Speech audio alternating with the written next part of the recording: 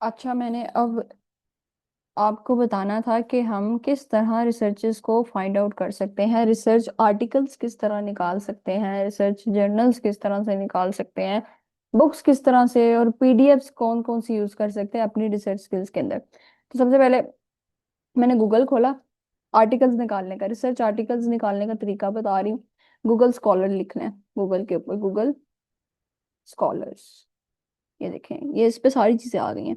अब मैंने गूगल, जैसे गूगल स्कॉलर लिखा, ये देखो, इसने मुझे गूगल स्कॉलर दिखाया। अब मैंने इस ग्रुप गूगल स्कॉलर के ऊपर क्या किया, क्लिक किया। क्लिक करने के बाद अब उसने कहा कि आप जिस टेक्स्ट के अकॉर्डिंग कोई आर्टिकल चाहते हैं वो मुझे बता दें। फॉर एग्जांपल, मैंने जो किताब पढ़ी और जिस किताब के ऊपर रिसर्च करनी है वो बेसिकली एक नावल है। नावल कौन सा? Earth and ashes, earth and ashes. ठीक है, उसके बाद ये लिखा है भाई, अतीक रहीमी ने लिखा है ये नावल। मुझे भाई इससे रिलेटेड जो है ना आर्टिकल्स चाहिए। तो मैंने नावल का नाम लिखा, ऑथर का नाम लिखा और मैंने सर्च कर लिया। आप देखेंगे जितने भी हमारे राइटर ने नावल्स लिखे होंगे वो सारे आर्टिकल्स उससे रिलेटेड आ जाएंगे, और स्पेशली जो अर्थ एंड एशेस नावल होगा उससे रिलेटेड भी रिसर्चेस आ जाएंगी। पहला क्या है, इस नावल के ऊपर पहला आर्टिकल किसने लिखा है? ये नासिर कदर ने लिखा, सॉरी। ठीक है, वैसे तो ये नासिर कदीर ही होना है। नासिर कदीर ने भाई जो लिखा है ये, इसके ऊपर पहला आर्टिकल लिखा है इस नावल के ऊपर। इसने इस आर्टिकल के अंदर जो चीज़ लिखी है और इस नावल से रिलेटेड जो चीज़ फाइंड आउट किया है, मैं लिटरेचर रिव्यू के चैप्टर में वो चीज़ करूंगी। ठीक है, ये चीज़ है। अब दूसरा देखें, दूसरा क्या है, अर्थनेशिस के ऊपर किसने लिखा? अश्विनी, डॉक्टर अश्विनी ने, यानी कोई इंडियन पर्सन है, उसने ये लिखा है। और उसने क्या फाइंड किया है? ट्रॉमा फाइंड किया है। ये देखिए साथ लिखा हुआ एनालाइजिंग द ट्रॉमा, यानी कि अर्थनेशिस के अंदर जो वॉर दिखाई जा रही है उस पे ट्रॉमा थ्योरी उसने अप्लाई की है। और इसी तरह पहले वाले ने क्या किया था, उसने बताया कि घोस्ट किस तरह, जो ये एक नॉवल है इसमें सारे करेक्टर्स जो हैं वो घोस्ट हैं, वो घोस्ट की तरह पेयर हो रहे हैं, उसने ये चीज़ दिखाई है।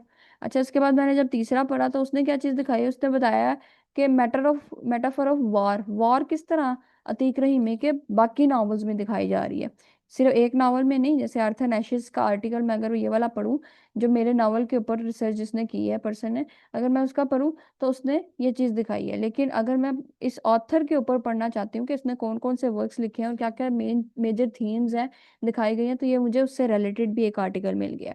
तो मैं जब ऑथर की बात करूंगी, उसके लिटरेरी टेक्स्ट की बात करूंगी, जो उसकी प्रोडक्शंस है उनकी बात जब मैं करूंगी, जो जो उसने राइटिंग्स लिखी है उनकी बात करूंगी, ठीक है, या फिर मैं जब अतीक रहीमी की बात करूंगी, तो मैं यहाँ से आर्टिकल उठा सकती हूँ। अब जरूरी नहीं है कि यहाँ पे सिर्फ आपको नॉवेल्स ही मिलेगा, आप अतीक रहीमी की बायोग्राफी भी ऊपर लिख सकते हैं, तो आपको बायोग्राफी से भी रिलेटेड एक आर्टिकल, काफी ज्यादा आर्टिकल मिल जाएंगे। तो जब आपने वो उसकी बायोग्राफी के बारे में लिखना होगा अपने चैप्टर 1 के अंदर, तो आप उन आर्टिकल्स को रीड आउट करके उनमें मेजर मेजर चीजें जो हैं वो आप कंक्लूड कर सकते हैं।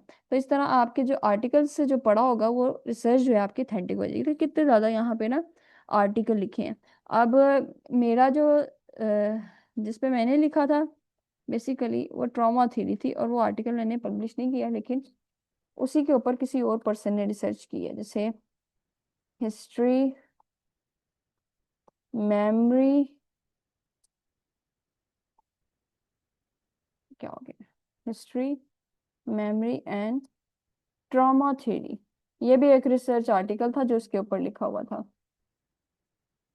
ये देखो, ये आ गया, देखे नीचे आ गया। अभी जिस बंदे ने लिखा है ये वही अनायतुल्ला, ये इसने लिखा है। मैंने ये चीज खोल के अब आपको दिखानी है कि ये मैंने आर्टिकल पहले रीड किया लिटरेचर रिव्यू के चैप्टर में। अब मैं आपको ये बताती हूँ कि रिसर्च पेपर के अंदर या फिर डिसर्टेशन के अंदर या फिर थीसिस के अंदर कौन कौन से चैप्टर्स इन्वॉल्व होते हैं। अल्लाह करे हमारा ये पूरा आर्टिकल खुल जाए तो हमें ज्यादा आसानी हो जाएगी। ये देखिए, पीडीएफ की फॉर्म में हमें दे भाई, पीडीएफ की फॉर्म में चाहिए। ये देखो, ये पूरा इसको कहते हैं रिसर्च आर्टिकल, जो कि होता है 13 14 या फिर बमुश्किल 30 पेजों का। ठीक है, इससे जो लंबा होगा वो हमारा डिसर्टेशन हो सकता है, थीसिस हो सकता है। ठीक है, थीसिस या डिसर्टेशन जो इससे भी लंबा होगा।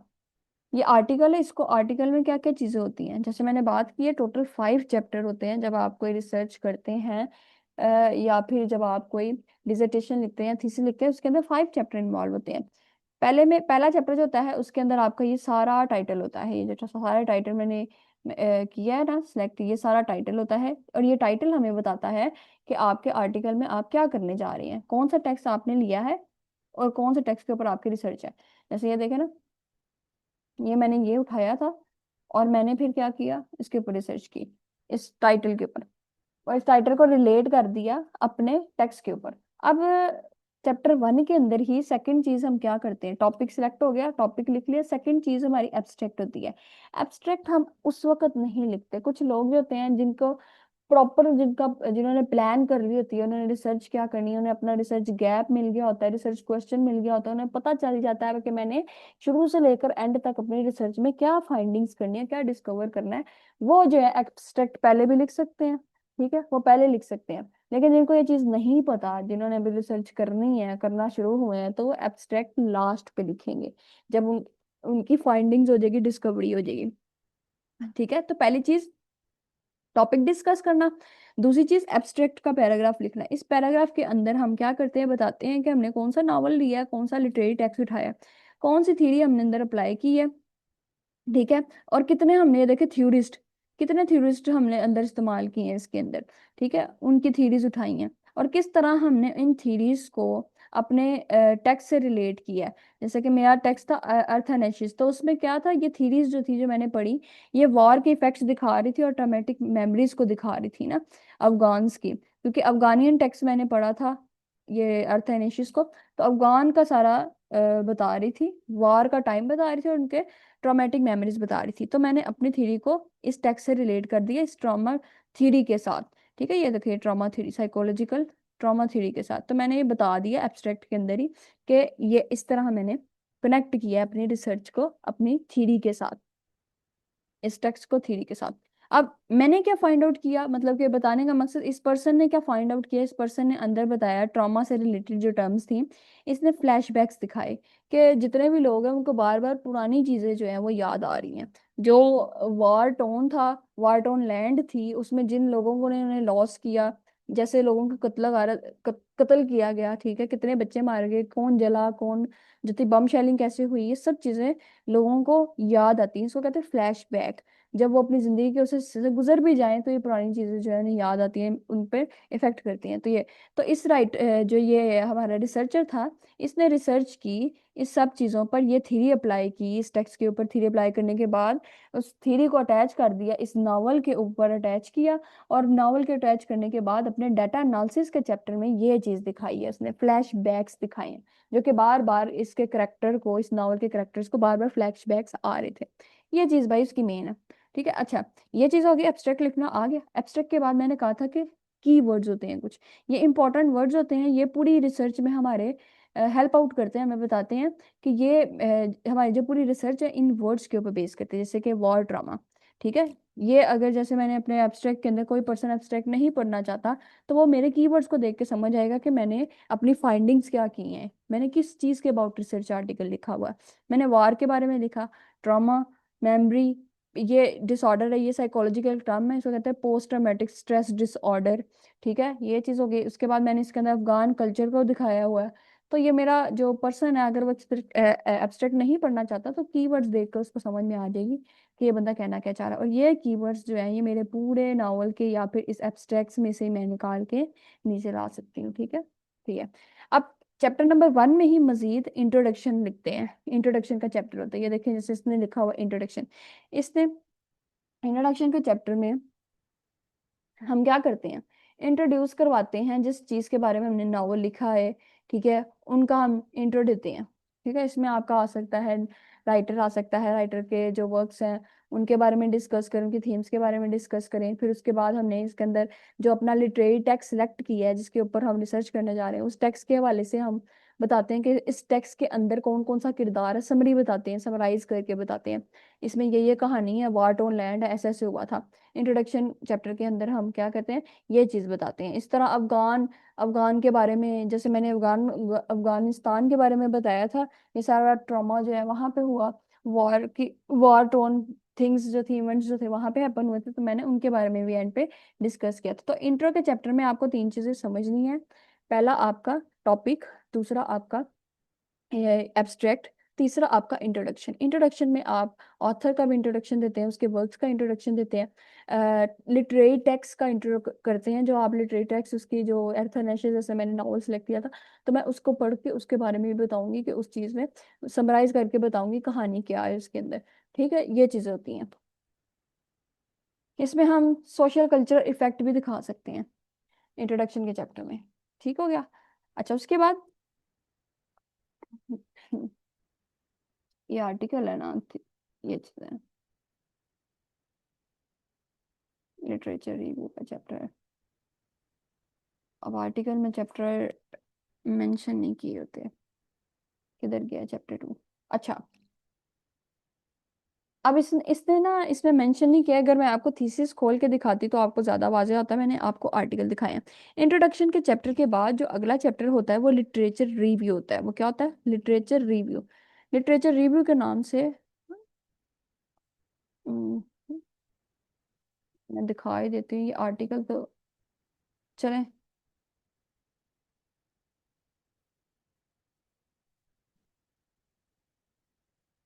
चलें यहाँ से अंडरस्टैंड कर लेते हैं। मैं आपको बता दूँ, सेकंड चैप्टर का नाम होता है लिटरेचर रिव्यू। लिटरेचर रिव्यू जो होता है बेसिकली, उसमें हम डिफरेंट डिफरेंट ऑथर्स को, जिन्होंने उस पर रिसर्च की होती है, सॉरी रिसर्चर्स को, जिसने उस लिटरेरी टेक्स्ट पर और उस ऑथर पर रिसर्च की होती है, हम उसके बारे में जानने की कोशिश करते हैं। जैसे कि अतीक रहीमी का जो नावल था अर्थ एंड एशेस, उस पर कितने लोगों ने रिसर्च की है। जितने लोगों ने भी उस पर रिसर्च की है ना, मैं उनकी रिसर्चेस का जो मेन आइडिया है, मेन टॉपिक जो है, जिस टॉपिक पे उन्होंने रिसर्च की है, मैं वो पढ़ के यहाँ इस लिटरेचर रिव्यू के पेज चैप्टर के अंदर वो ऐड करती हूँ। लिटरेचर रिव्यू के चैप्टर के बाद जो है, हमें लिटरेचर रिव्यू करने से क्या मिल जाता है? रिसर्च क्वेश्चंस हमें पता चल जाते हैं, रिसर्च गैप हमारा कवर हो जाता है। यानी अगर हमें स्टार्ट करते वक्त रिसर्च ये चीज़ नहीं पता होती कि हमने किस चीज़ के बारे में लिखना है, तो हम क्या करते हैं? सबसे पहले हम लिटरेचर रिव्यू करते हैं। रिव्यू करने के बाद हमें एक पॉइंट मिलता है कि भाई इस एलिमेंट के ऊपर किसी ने रिसर्च की, तो मैं इस नावल से इस एलिमेंट के ऊपर रिसर्च कर लेता हूँ उठा के। इस तरह मेरी जो रिसर्च है वो ऑथेंटिक हो जाएगी। तो लिटरेचर रिव्यू का चैप्टर से ही हमें क्या मिलता है? रिसर्च क्वेश्चन मिल जाता है, जो हमने, जिसके ऊपर ये हमारी प्रॉब्लम होती है, इसी प्रॉब्लम को हमने सोल्व करना होता है। और रिसर्च गैप निकालने के बाद, यानी कि हम पहले बताते हैं कि ये इतने लोग जो थे, फला बंदे ने फला रिसर्चर ने ये इस नावल के अंदर फाइंड आउट कर दिया है।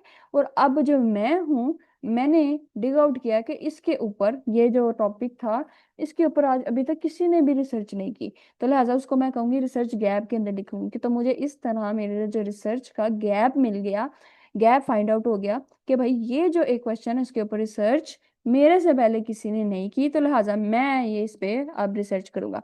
तो फिर हम एक पोर्शन बनाते हैं लिटरेचर रिव्यू करने के बाद रिसर्च गैप का, लिखते हैं। रिसर्च गैप के बाद हम रिसर्च क्वेश्चंस लिखते हैं। तो रिसर्च क्वेश्चन में वो जो हमने जिसके ऊपर रिसर्च करनी है क्वेश्चन के ऊपर, वो लिखते हैं। इस पर्सन ने बेसिकली इस क्वेश्चन को डिस्कस किया हुआ इस पूरे आर्टिकल के अंदर, यही इसकी प्रॉब्लम थी और इसी प्रॉब्लम को उसने सोल्व किया। इस क्वेश्चन को डिग आउट करने के लिए हम लिटरेचर रिव्यू करते हैं। तो सेकंड चैप्टर हमारा ये, इसमें दो रिसर्च क्वेश्चंस लाजमी होते हैं। वैसे तो आप पांच भी लिख सकते हैं, पांच क्वेश्चंस का भी आंसर दे सकते हैं, ठीक है, लेकिन हम दो क्वेश्चंस को लेकर चलते हैं। ठीक है, दो क्वेश्चंस। अब ये दोनों क्वेश्चन जो एक दूसरे से इंटरकनेक्टेड होंगे, जो मेरी पूरी रिसर्च में मैंने बताया है अपने ऑथर को। ये हो गए हमारे दो चैप्टर। दो चैप्टर होने के बाद हमारा तीसरा चैप्टर जो होता है, जो कि इस आर्टिकल में नहीं है, तीसरा चैप्टर होता है मेथडोलॉजीज। मेथडोलॉजी होती है, उसमें आपने बताना होता है कि मेरी जो रिसर्च है वो क्वालिटेटिव है, क्वांटिटेटिव है, या फिर मिक्स्ड मेथडोलॉजी है। यानी मिक्स्ड जो है रिसर्च है, क्वालिटेटिव और क्वांटिटेटिव को मिलाकर मैंने लिखा है जो, वो मिक्स्ड, उसको कहते हैं मिक्स्ड मेथड। ठीक है। तो तीसरा चैप्टर हमारा, उसका नाम होता है मेथडोलॉजीज। ठीक है। मेथडोलॉजीज के अंदर हम क्या करते हैं? मेथड्स बताते हैं कि मैंने रिसर्च किस तरह कंडक्ट की है, कौन सा मेथड यूज किया है, किस, कौन सी थीरीज समझे यूज की हैं। इसके अंदर थीरीज इसमें नहीं आती, मेथडोलॉजी आती है कि कौन कौन सा मेथड यूज किया, किस तरह के पैटर्न यूज किए। अच्छा, ये चीज हो गई। ये आपका थर्ड चैप्टर हो गया जिसमें आपने मेथडोलॉजीज बताई हैं। उसी थर्ड चैप्टर के अंदर आपने अपनी थ्योरी बतानी होती है, जिसे हम थ्योरेटिकल फ्रेमवर्क कहते हैं। थ्योरेटिकल फ्रेमवर्क जो होता है हमारा, ये अगला चैप्टर होता है। इस थ्योरेटिकल फ्रेमवर्क के अंदर हम थ्योरी बताते हैं। जैसे कि मैंने ट्रॉमा थ्योरी सिलेक्ट की, ये जो ऑथर था आपका, इसने इसके ऊपर किस थ्योरी के ऊपर रिसर्च किया।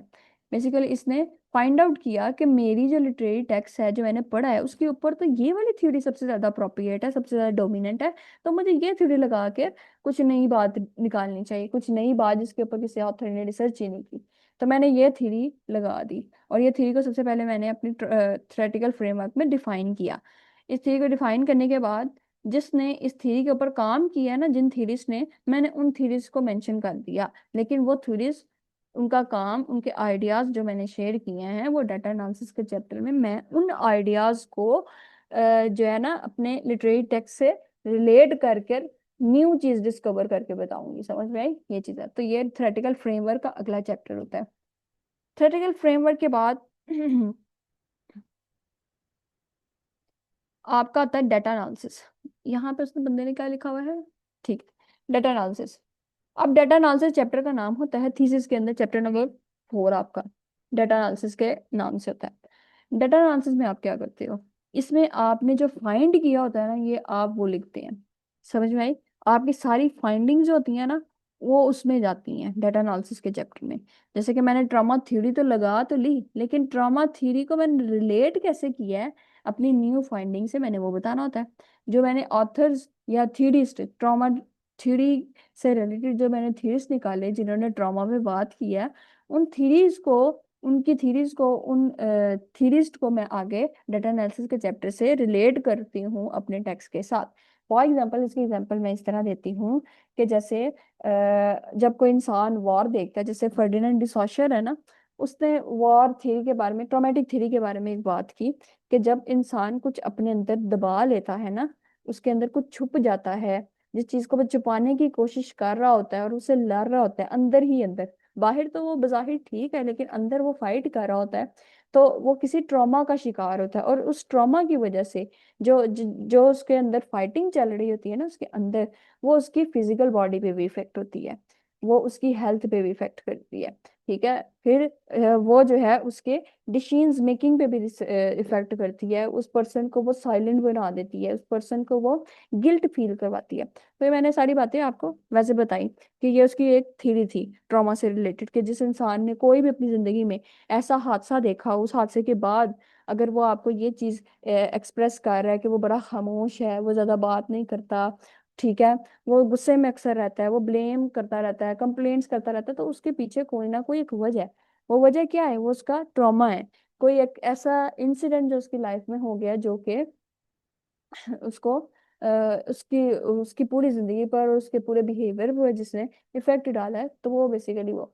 तो मैं उस चीज को अपने इस रिसर्च के अंदर बता दूंगी। मैं कहूंगी कि फर्डिनेंड डिसाशर ने ये ऐसे ऐसे बात की थी, तो उसकी इस बात से रिलेटेड मुझे नावल के अंदर एक किरदार है, ऐसा दस्तगीर नाम था उस किरदार का, वो दस्तगीर नाम का जो किरदार है, उस बंदे ने ये सब चीजें, ये जो फर्डिनेंड डिसाशर जो था उससे रिलेटेड सारी थ्योरी को उसने दिखाया है नावल के अंदर। वो पर्सन शुरू से लेकर आखिर तक खामोश ही रहा है, वो पर्सन शुरू से लेकर आखिर तक गुस्से में भी रहा है, वो शुरू से लेकर आखिर तक अपने अंदर चीजों को रिप्रेस्ड करता आ रहा है, छुपाता आ रहा है, बयान नहीं कर रहा, अपना दर्द नहीं दिखा रहा, अनसेंटिमेंटल हो गया, रूड हो गया, वो किसी से बात नहीं कर रहा।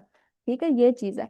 तो ये क्यों हो गया है, ये हम बताएंगे, क्योंकि भाई उसने वॉर देखी है, उसने एक ट्रॉमा फेस किया। तो मैंने क्या किया, मैंने फर्डिनेंड डिसॉशर की जो थ्योरी थी, मैंने उस थ्योरी को डाटा एनालिसिस के चैप्टर में उस करेक्टर से, जो कि मैंने टेक्स्ट के अंदर था, मैंने रिलेट कर दिया।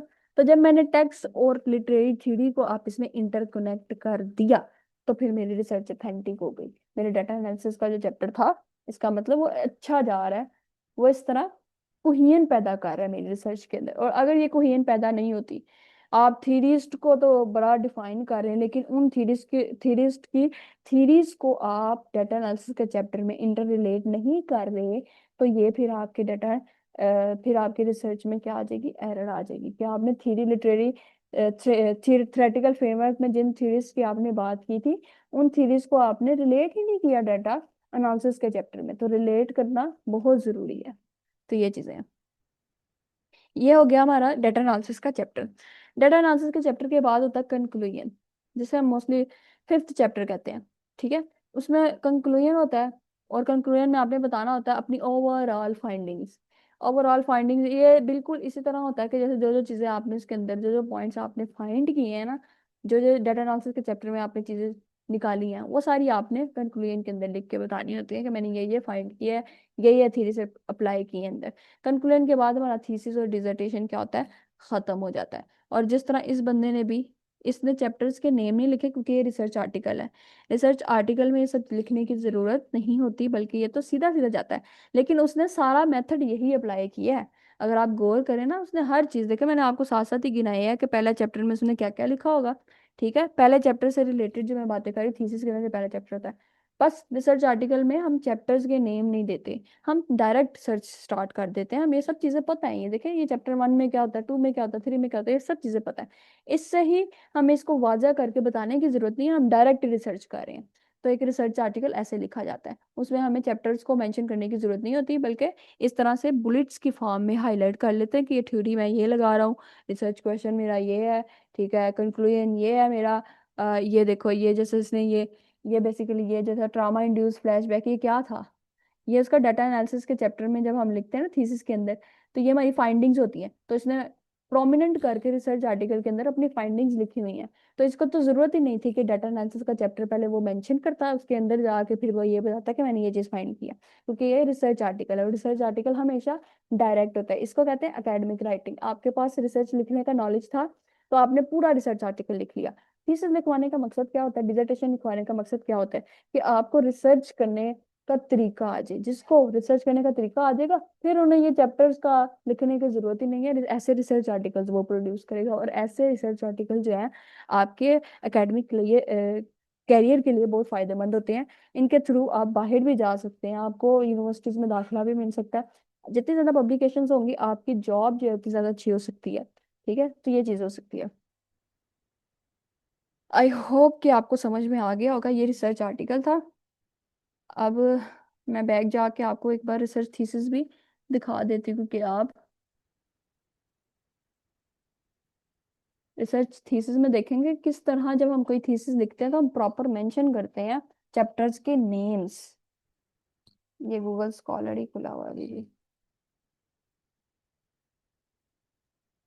अच्छा, ये मैंने गूगल स्कॉलर खोला था, आर्टिकल्स दिखाए हैं आपको और पीडीएफ की फॉर्म में दिखाए हैं। तो जब आप यहाँ से कोई मटेरियल डिग आउट करके अपनी रिसर्च में डालते हैं ना, तो उसका बड़ा अच्छा इम्पैक्ट पड़ता है। आपके चेकर को पता चलता है कि इस बंदे ने जो है ना अथेंटिक साइटेशंस यूज किए, अथेंटिक रेफरेंसेस यूज किए, पढ़ के ही लिखा हुआ है कुछ। तो ये चीज़ है, इफेक्ट अच्छा आता है। मजीद मैं आपको दिखाने लगी थी थीसिस। थीसिस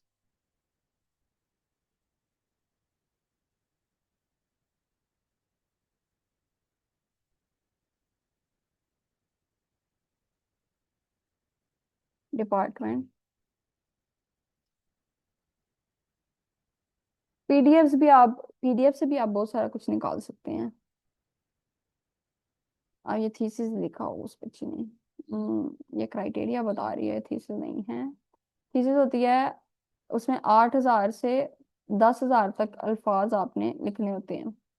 ये एमफिल का थीसिस है किसी का, चलो यही खोल लेते हैं। एमफिल जो होती है उसकी लफ्जों में तादाद, उसकी जो तादाद है लफ्जों की वो ज्यादा हो जाती है। अब ये मेरे ख्याल से खुला ही हुआ है, इसको डाउनलोड करने की जरूरत नहीं है। ये देखें, ये देखें, ये देखें, देखें, देखें। थीसिस लिखते वक्त आपने क्या करना होता है, ये सब चीजें, ये जो अब मैं दिखाने जा रही हूँ ना, इसको डाउनलोड कर सकते हैं। अगर डाउनलोड कर सकते हैं तो पीडीएफ में डाउनलोड करके मैं आपको दिखा देती हूँ।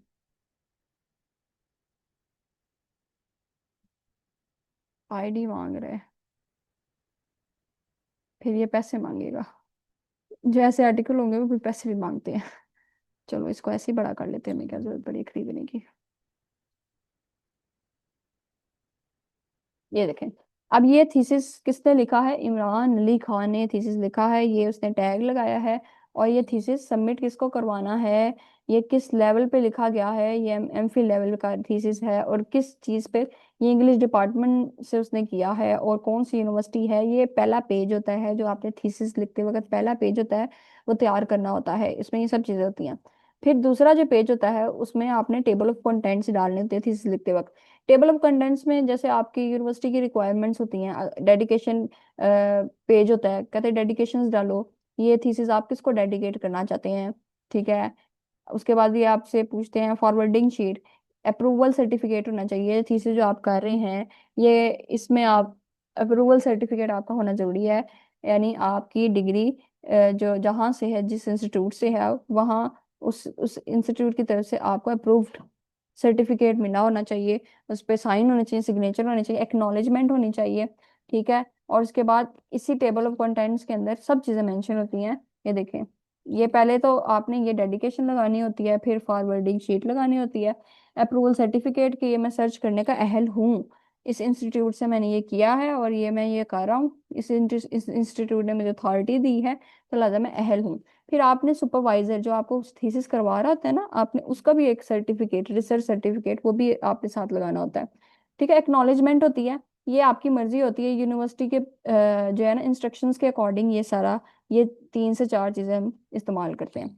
अच्छा, मेन चीज हमारी जो उससे रिलेटेड होती है रिसर्च से, वो भी ये इंडेक्स पेज आपने जरूर बनाना है। ये सब चीजें जो यहाँ पे आपको नजर आ रहा है टेबल ऑफ कंटेंट्स, ये आपने बनाने होते हैं। इसके लिए आपको कंप्यूटर थोड़ा बहुत आना चाहिए, एमएस वर्ड। एब्स्ट्रैक्ट हमारा पहला होता है इसमें टॉपिक। उसके बाद हम चैप्टराइजेशन के अकॉर्डिंग डिवाइड करते हैं चीज़ों को। जैसे मैंने आपको बताया था, चैप्टर 1 का नाम हम देते हैं इंट्रोडक्शन का, और ये चैप्टर जो होता है हमारा 1 से 14 पेजेस का होता है, जिसमें हम इंट्रोडक्शन देते हैं। ठीक है। चैप्टर 2 क्या होता है हमारा, लिटरेचर रिव्यू, जो मैं आपको पूरा बताती आई थी। और चैप्टर 3 आपका क्या होता है, चैप्टर 3 ये क्या लिखा है, लिली ब्रोस, आहा, यहाँ से बता देती हूँ। चैप्टर 3 के अंदर आपके, ये इसने पता नहीं क्या क्या डाला हुआ है। चैप्टर 3 बेसिकली आपका मेथडोलॉजीज होती हैं, मेथड्स, कौन कौन से आपने मेथड्स यूज किए हैं रिसर्च कंडक्ट करने के। ठीक है। उसी चैप्टर 3 के अंदर जो मेथडोलॉजीज हैं, आप उसी में बता रहे होते हो कि मैंने क्वांटिटेटिव मेथड यूज किया या क्वालिटेटिव।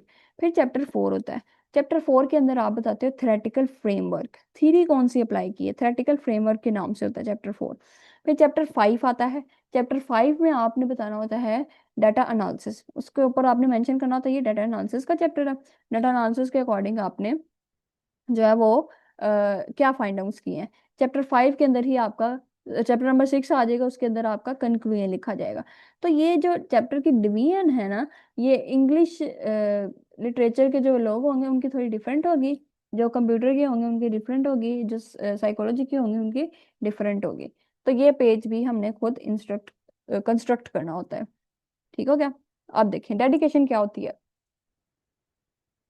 जनाब, ये है डेडिकेशन, कि ये थीसिस लिखने वाला बताता है, यानी जो आपका रिसर्चर है वो कहता है कि मैं अपनी रिसर्च डेडिकेट करता हूँ।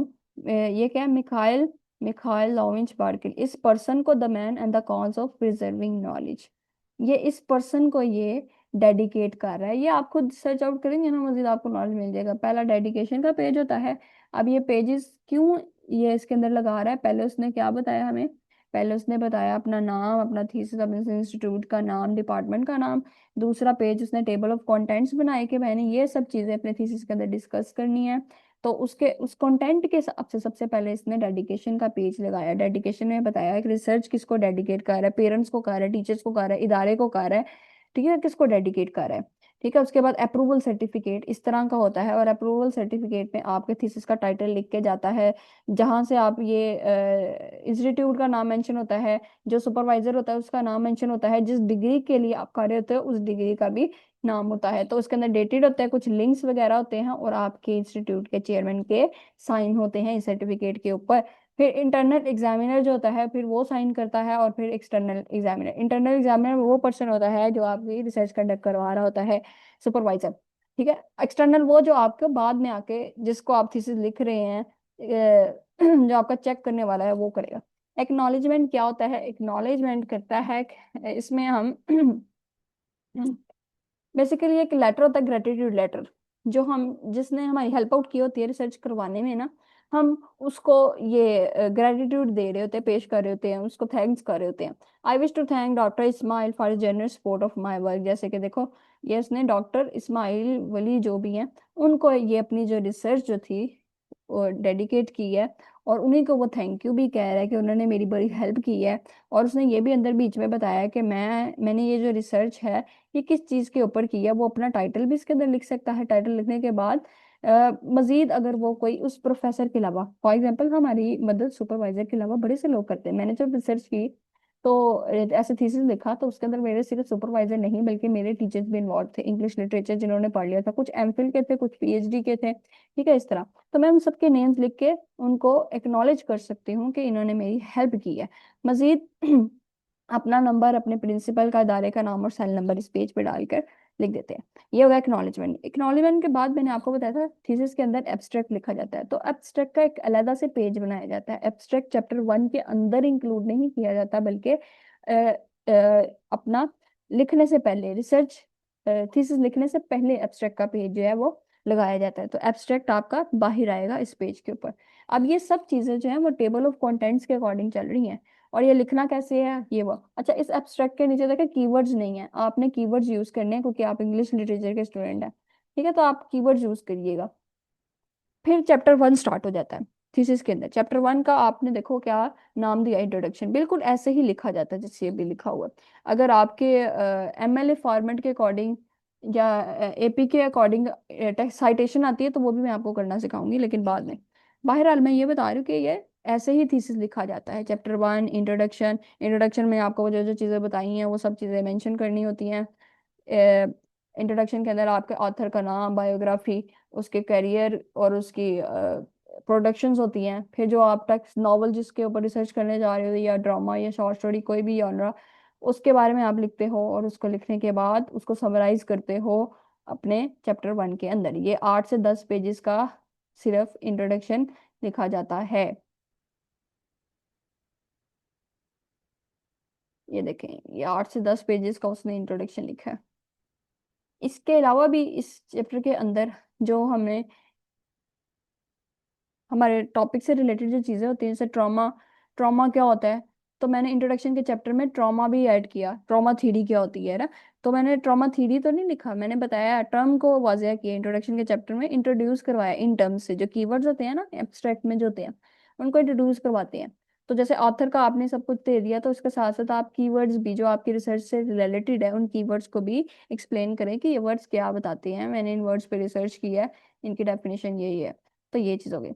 अब ये क्या था भाई, ये रिसर्च क्वेश्चन आ गया, यानी कि चैप्टर 2 गुजर गया बातों बातों में।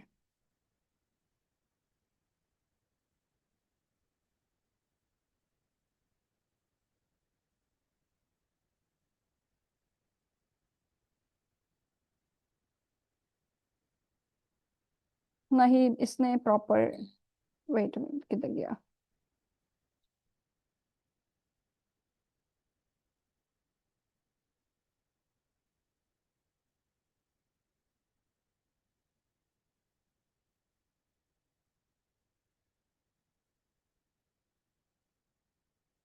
अच्छा,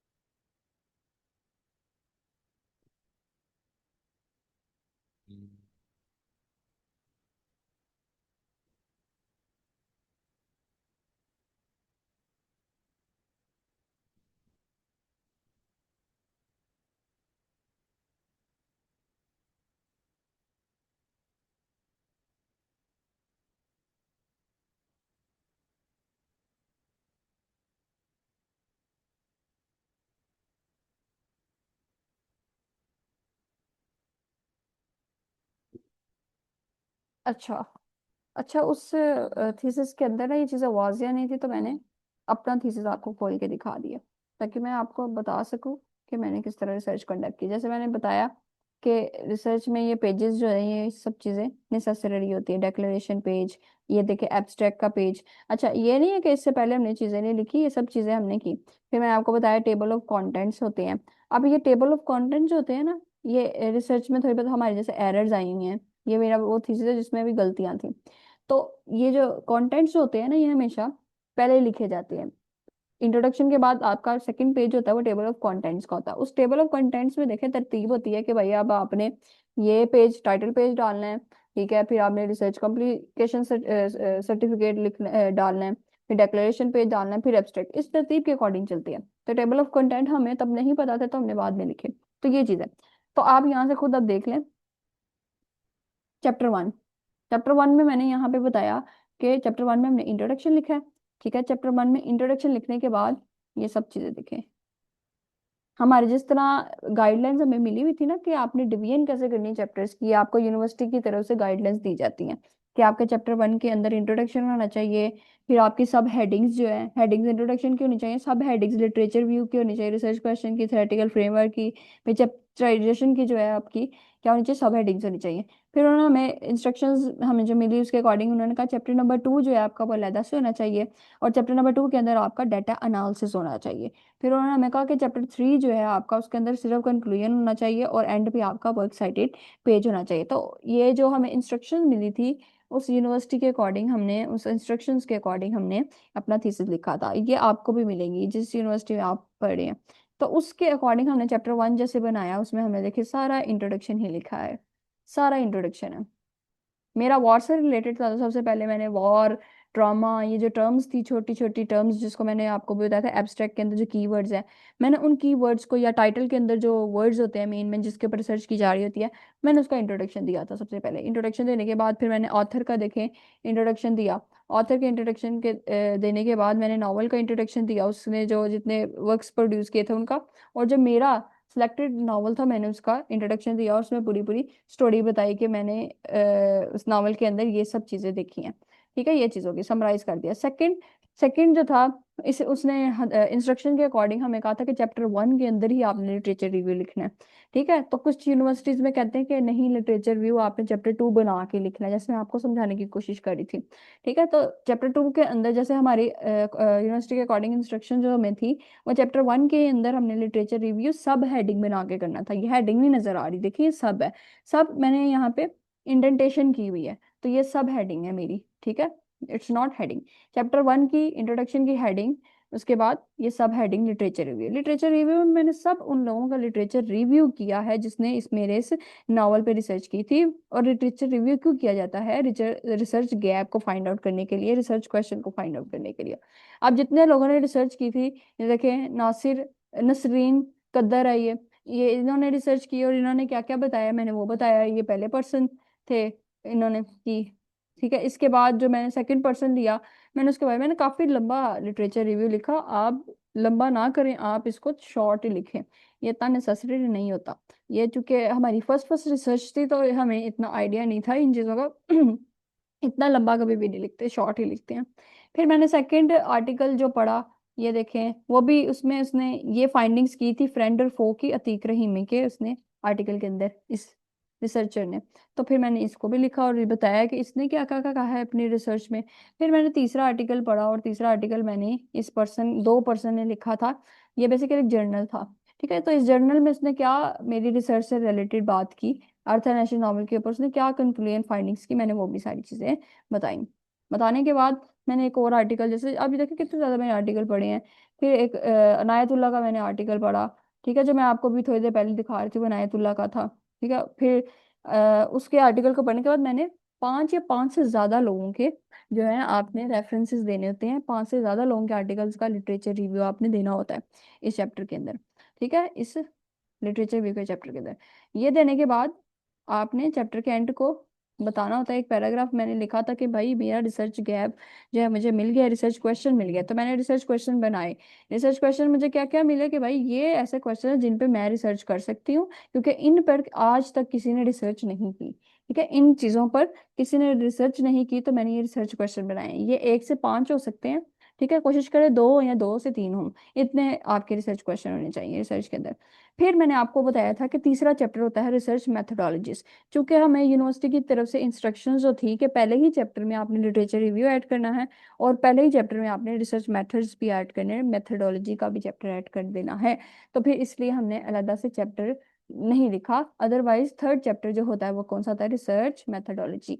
इसके अंदर आप रिसर्च मैथडोलॉजीज को डिस्कस करते हैं, मेथड्स को डिस्कस करते हैं। मैंने अपनी रिसर्च में क्वांटिटेटिव मेथड यूज किया है, मेरी रिसर्च इंटरप्रिटेटिव रिसर्च है, ट्रांसलेटिंग रिसर्च हो सकती है, पैराफ्रेजिंग रिसर्च हो सकती है, कॉन्टेक्स्ट बेस्ड रिसर्च है मेरी।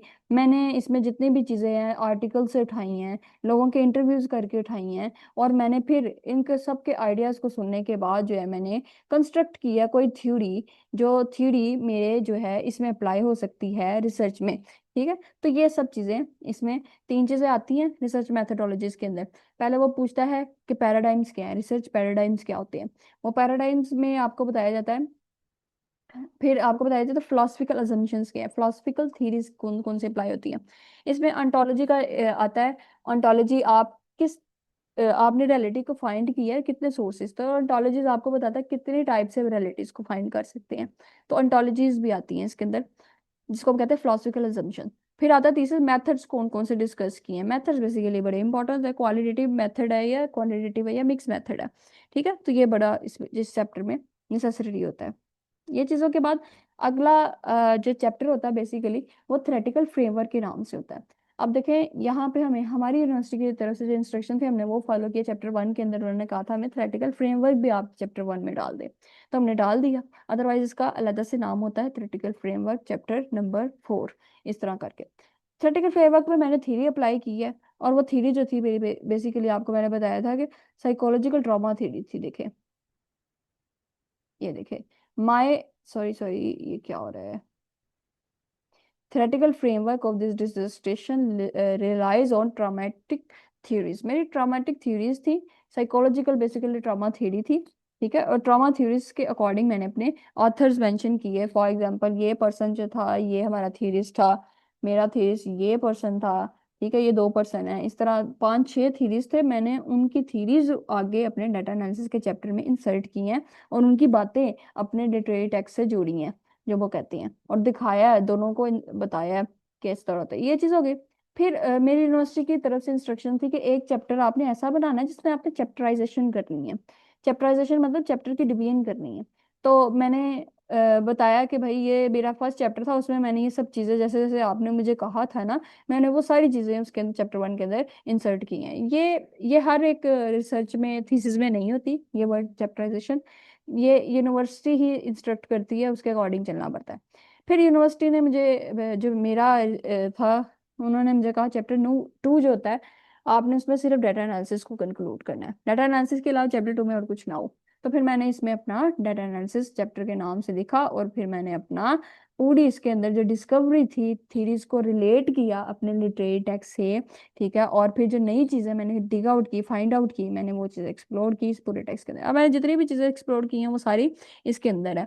मैंने देखे इसके अंदर कोटेशंस के भी रेफरेंस दिए, कोटेशंस भी उठाई, टेक्सुअल कोटेशंस को थीरी से रिलेट किया, रेफरेंसेस दिखाए कि देखो फलां बंदा अगर ऐसी बात कर रहा है। जैसे मैंने कहा था ना, फर्डिनेंड डिसॉसिएट कहता है कि जब कोई ट्रॉमा में होता है तो वो बड़ा खामोश होता है, वो ब्लेम करता है लोगों को। तो मैंने बताया पहले थ्योरी डिस्कस की ऊपर कि फर्डिनेंड डिसॉसिएट ने ये बात की थी, फिर मैंने टेक्स्ट दिखाया उसको, मैंने कहा ये देखो दस्तगीर ने टेक्स्ट में देखो गुस्सा किया अपने बच्चे के ऊपर, वो खामोश शुरू से लेकर एंड तक वो खामोश ही चल रहा है, वो किसी से बात नहीं कर रहा। देखो ये बंदा जो है उसके साथ सोल्जर जो है बात करने की कोशिश कर रहा है, तो वो उसे कह रहा है चुप हो जाओ। तो मैंने इस तरह एक दूसरे को रिलेट किया अथेंटिक प्रूफ के साथ। और अथेंटिक प्रूफ क्या है, कोटेशंस जो मैंने हाईलाइट किए। 2 तरह की कोटेशंस होती हैं, एक शॉर्ट कोटेशंस छोटी छोटी, एक होती है ब्लॉक कोटेशंस। जो बड़ी कोटेशन होती हैं। तो मैंने जो यूज किए हैं ये देखें, ये ब्लॉक कोटेशन है, ये बड़ी कोटेशन होती है। ठीक है, ये चीज होगी।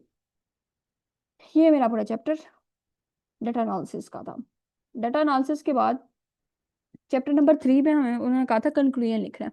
कंक्लूजन में हम वो सब चीजें लिखते हैं कि मैंने किस किस किस की जो है ना रिसर्च पढ़ी है, क्या क्या चीजें मुझे रिसर्च गैप क्या मिला था, मैंने क्या फाइंड आउट किया है, ये सब चीजें। और लास्ट हमारा पेज होता है वर्क साइटेड, इसके अंदर हमने साइटेशन करनी होती है। अब मैंने आपको बताया कि आपने विकीपीडिया से लिंक नहीं लेना, क्योंकि ये अक्सर ब्लर कर देता, और वाकई ही ऐसा हो रहा था, क्योंकि ये मेरा फाइनल डिसर्टेशन नहीं था। ठीक है, फाइनल जो था वो मैंने चेंज उसमें काफी ज्यादा की थी, ये फाइनल मेरा नहीं था, इसमें एरर्स थी, अभी मैंने ये लिखा था। तो इसके अंदर मैंने पहला लिंक विकिपीडिया का पीडिया का डाल दिया था, तो बाद में मुझे प्रॉब्लम फेस हुई कि मैं जब इस पर क्लिक करती थी ये मुझे गलत जो था सोर्स की तरफ लेके जाता था, मैंने वहां से कुछ पढ़ा ही नहीं होता था। तो जब गलत सोर्स की तरफ ये लेके जाता था, उसकी वजह से मेरे जो थीसिस के अंदर एरर आ सकती थी, क्योंकि मैंने यहाँ से मटेरियल निकाला हुआ है। तो अगर मटेरियल सही डायरेक्शन नहीं मिलेगी तो ये मटेरियल जो होगा मेरा इरेलीवेंट हो जाएगा। तो ये सब चीजें, तो विकीपीडिया की कोशिश करें, लिंक यूज मत करें। बाकी मैंने ये देखे आर्टिकल्स पढ़े, ये सब बाकी इसको, इसके बाद मैंने ये सारे आर्टिकल्स पढ़े थे, और आर्टिकल्स के लिंक में ये देखें, ये आपको यहाँ से ही पता चल जाता है, DOI से स्टार्ट होते हैं या फिर TRIPPLE से स्टार्ट होते हैं। तो ये देखें, ये आर्टिकल्स के लिंक थे। इंसाइक्लोपीडिया मैंने पढ़ा, फिर उसके बाद PDFs बहुत ज्यादा मैंने पढ़ी, और फिर उनके मैंने इस तरह रेफरेंसेस जनरेट किए। अब ये रेफरेंसेस जो हैं ये एक स्टाइल में जनरेट हुए हैं। कौन सा style, MLA style, APA style, या इसके अलावा जो स्टाइल्स होते हैं जो हम रिसर्च के अंदर यूज करते हैं, किन स्टाइल्स में मैंने ये किए, ये अलग डिबेट है। इसको हम अभी यहाँ पे ही पोस्टपोन करते हैं। और ये सब मैंने जो आपको चीजें बताई हैं, थीसिस में क्या क्या चीजें जरूरी होती हैं, कैसे कंडक्ट की जाती है, कौन सी स्किल्स डेवलप करनी पड़ती हैं, इसका ओवरव्यू ले लेते हैं। पहले उसने कहा था जो स्किल्स होना जरूरी है, एनालिटिकल स्किल्स, जिसमें क्लोज रीडिंग टेक्स्ट की होनी चाहिए, टेक्स्ट के अकॉर्डिंग हर चीज आपको करने आनी चाहिए, आर्गुमेंट आपको देना चाहिए, डिसीजन मेकिंग आपकी सोच होनी चाहिए। ठीक है, अच्छे से अच्छा मटेरियल डिग आउट करने का आपके पास हुनर होना चाहिए।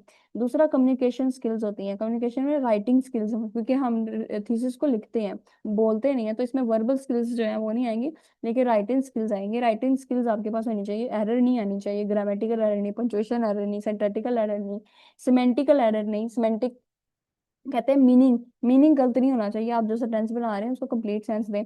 दूसरी ये स्किल्स होगी। तीसरी skills research skills, that is very important. ये जो हमने जितनी भी चीजें की है ना, चैप्टराइजेशन, फिर ये हेडिंग्स, इसको कहते हैं रिसर्च स्किल्स, यानी आपको पता होना चाहिए कि रिसर्च कैसे कंडक्ट करते हैं, उसमें कौन कौन से चैप्टर्स होते हैं, उनमें क्या क्या चीजें इंक्लूड होती हैं, रिसर्च के अंदर कौन कौन सी मेन मेन हेडिंग्स होती हैं, उनको किस तरह डील करते हैं, फिर रिसर्च बुक को किस तरह खत्म भी करते हैं।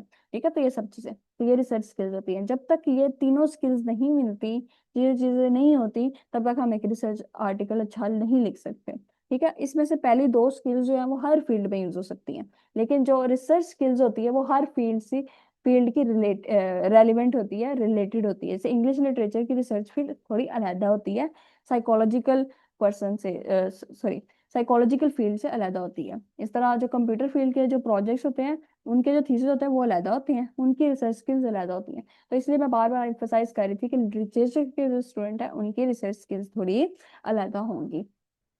ये चीज हो गई, यही चीज हमारा मेन मकसद था सीखना। जजाकल्ला, आई होप सो ये चीजें आपको समझ में आएंगी। कहाँ गए?